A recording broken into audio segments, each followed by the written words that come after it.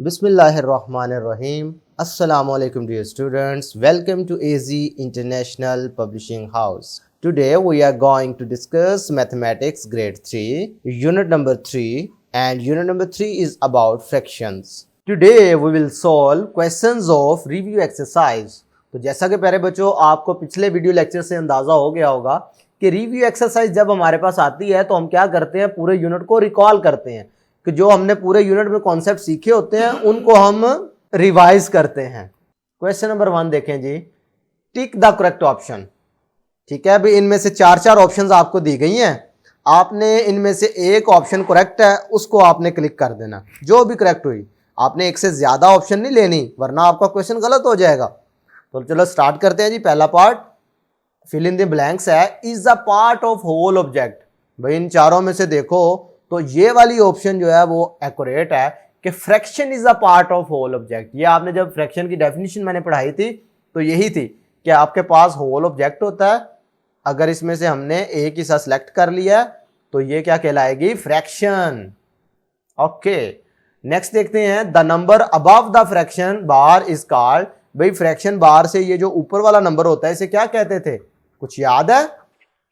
Numerator कहते थे। और नीचे वाले को क्या कहते थे, इसको आप डिनोमिनेटर कहते थे। तो पता चला correct option is C, a fraction whose numerator is greater than denominator. भाई ऐसी फ्रैक्शन के जिसमें न्यूमरेटर की वैल्यू डिनोमिनेटर से बड़ी हो।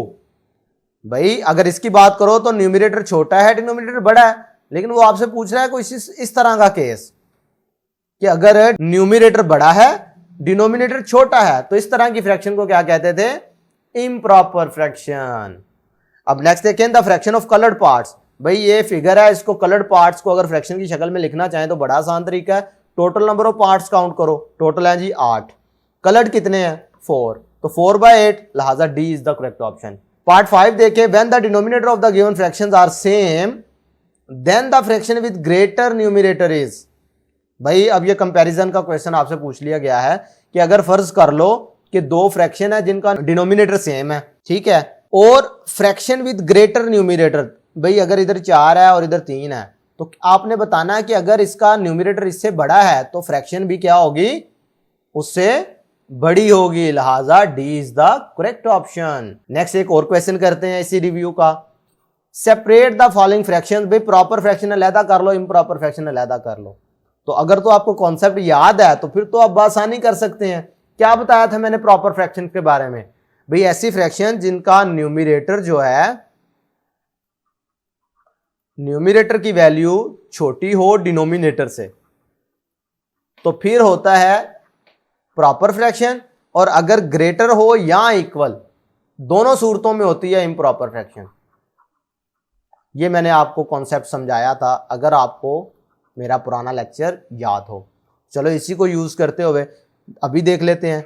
5/6 की बात करें तो 5 इज लेस देन 6, इसका मतलब है प्रॉपर फ्रैक्शन है, वो आपने इस खाने में लिख देनी है। 8 लेस देन 2 प्रॉपर है। 5 ग्रेटर देन 3 इम्प्रॉपर है। 12 लेस देन 15 प्रॉपर है। 3 लेस देन 5 प्रॉपर है। 15 लेस देन 18 प्रॉपर है। 18 ग्रेटर देन 15 इम्प्रॉपर है। 9 लेस देन 15 प्रॉपर है। 3 लेस देन 7 प्रॉपर है। तो कैसे हमने आसानी से प्रॉपर और इम्प्रॉपर फ्रैक्शंस को अलहदा कर लिया, लेकिन ये आप उसी सूरत कर सकते हैं अगर आपको ये कॉन्सेप्ट क्लियर है, डेफिनेशंस अगर आपको याद हैं तो फिर आप कर सकते हैं। तो नेक्स्ट वीडियो लेक्चर में हम इंशाल्लाह इसके बकाया क्वेश्चन सॉल्व करेंगे। आज के लिए इतना ही, अल्लाह हाफिज़।